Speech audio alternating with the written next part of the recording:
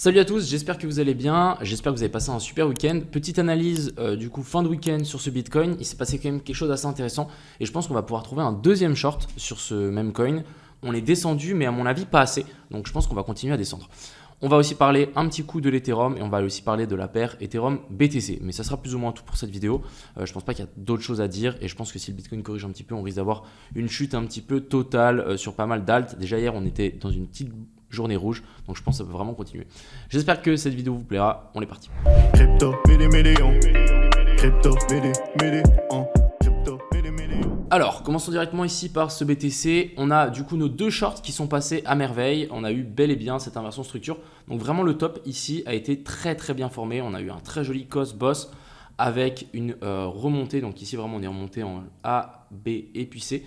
On était venu chercher toutes les poches de liquidité. On est même venu faire un setup de triple tap. Donc premier tap, la déviation et le deuxième tap ici, très clean. Et on est bel et bien venu récupérer toutes les liquidités qu'on avait là. Ce que j'ai directement remarqué, c'est qu'avec la descente ici, on a la zone de fair value gap ici en 15 minutes qui n'a pas été touchée. Donc déjà là, on se dit ok, on a front run cette zone là, assez intéressant. Si on passe par exemple aussi en 1 heure, même chose, la zone de fair value gap ici en H1 a été front run. Donc ça, c'est le genre de truc qu'on n'a pas forcément envie de voir. Et c'est le genre de truc qui nous dit ok, il y a des chances qu'on aille chercher un petit peu plus bas. De plus, je vais juste prendre une autre charte. Donc ça, c'était mon setup. En gros, la zone d'OTE non plus n'a pas été touchée. On n'est même pas venu chercher la zone des 0,5. Donc pour le moment, il n'y a aucun signe qui nous dit de longue. À la différence de ici, où quand on avait chuté, on était revenu largement chercher la zone d'OTE. Alors que ici, on n'est pas du tout venu récupérer. Donc pour moi, ici, les deux scénarios ne sont pas du tout égaux. Celui-là était beaucoup plus intéressant que ici. De plus, comme on peut le voir, on est descendu assez fort. Donc en ascenseur et ici on remonte tranquillement en escalier. Il y a de fortes chances qu'à mon avis on chute un petit peu plus bas. Maintenant, ce qu'on va devoir checker, alors je vais juste chercher le bon truc, ouais voilà ici. Maintenant, ce qu'on va devoir regarder, c'est où est-ce qu'on peut monter pour de nouveau se retourner. Donc déjà, je pense que la première chose à faire, ça va être de tirer un Fibo par rapport au sommet et au point bas et de se dire ok, où est-ce qu'on a une zone OTE? La zone OTE, elle est ici, on est déjà en train de taper la zone des 0,68. Donc c'est pour ça qu'on galère déjà un petit peu sur cette zone-là. De plus, où est-ce qu'on a des poches de liquidité? Ces poches de liquidité sont maintenues et situées. Alors là, c'est assez intéressant. On est sur Bitget. Alors, je vais juste passer sur une autre charte. Je crois que c'est pas tout le temps la même chose. Ouais. Là, on a quand même une petite différence. Vous voyez, sur Bitget, on a eu la mèche qui est passée par-dessus ce sommet-là. Et là, on a laissé une poche de liquidité. Donc, on a laissé un equal high. Alors, personnellement, je pense qu'on peut, de toute façon, même si ici, on est venu chercher la mèche, c'est pas bien grave. Nous, ce qui va nous intéresser ici, c'est la petite poche de liquidité qu'on a laissée là. Vous voyez qu'on a deux plus hauts, plus ou moins au même niveau, avec le deuxième plus haut qui est plus bas que le premier. Et simplement, là, ça nous dit qu'on a clairement une poche de liquidité. Donc, en plus, on est dimanche soir, souvent on a des petits mouvements un petit peu scammy. L'objectif ici pour moi, ça va être que le Bitcoin vienne toucher cette zone ici de liquidité et qu'ensuite ici on s'inverse et qu'on vienne chercher un petit peu plus bas. N'oubliez pas qu'on est dans une structure haussière, donc les corrections sont plus longues que les pumps. Vous voyez, on va corriger pendant un petit moment, alors que le pump est beaucoup plus rapide. Donc vraiment, on monte en ascenseur, on descend en escalier. Et du coup, ça peut prendre assez de temps pour revenir récupérer jusque dans les zones assez intéressantes qui se situent ici en dessous, vers la zone des 50 000. Donc là, l'objectif, à mon avis, ça va être d'essayer de trouver un short sur cette zone-là et de simplement target ce lot-là, étant donné qu'on a la fair value gap plus ce lot-là à venir chercher. Et ensuite, on pourra essayer de retrouver des longues pour vraiment target plus haut et venir récupérer tous les sommets qu'on aura laissés ici. Jusque-là, je pense que vous me suivez. Donc, pour le moment, simplement, il faut attendre qu'on vienne toucher cette zone-là. Je pense que même, il y a un trade à prendre. Alors après, à voir où on met le stop loss, mais vraiment rentrer au moment où on va prendre les liquidités, placer son stop loss à voir au-dessus de ce sommet-là ou ce sommet-là.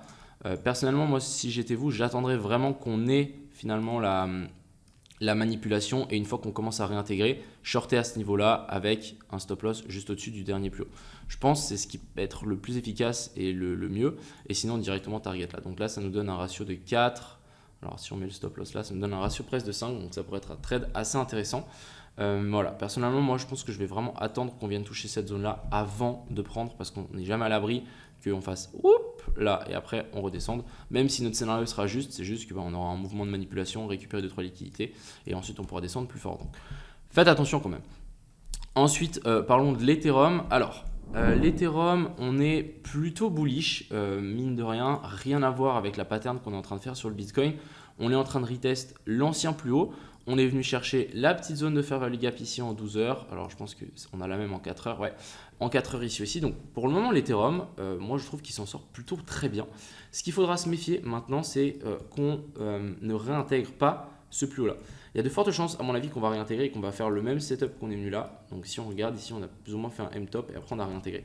C'est quelque chose qui peut largement être fait ici. Hop, et on réintègre. Et si on réintègre, simplement, on va pouvoir attendre la zone d'OTE pour potentiellement recharger des Z. Ouais, mais sinon la chart m'a l'air vraiment bullish. On vient faire un nouveau plus haut. Franchement, c'est clean. J'ai rien à dire. L'Ethereum est beaucoup plus clean que le BTC. On n'a même pas de divergence. Donc vraiment ici, on est vraiment venu faire un vrai niveau plus haut. Donc si vraiment on corrige, je pense que là, ça pourrait être une excellente zone d'achat. Moi, ce que j'aurais voulu, moi je vous dis direct, ce que j'aurais kiffé, c'est qu'on vienne chercher la poche de liquidité qu'on a là. On a vraiment une belle petite zone d'équal low. Donc ça aurait été vraiment top si on venait récupérer ça. Mais bon, je n'y crois moins que je pense déjà ici, on peut vraiment se retourner.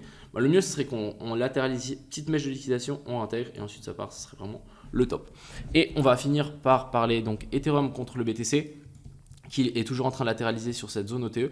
Je pense qu'on n'est pas à l'abri à ce que le Bitcoin prenne encore un petit peu plus de puissance et qu'on vienne faire un petit tour ici en dessous et qu'on réintègre et qu'on reparte vers le haut. Ça serait vraiment le top.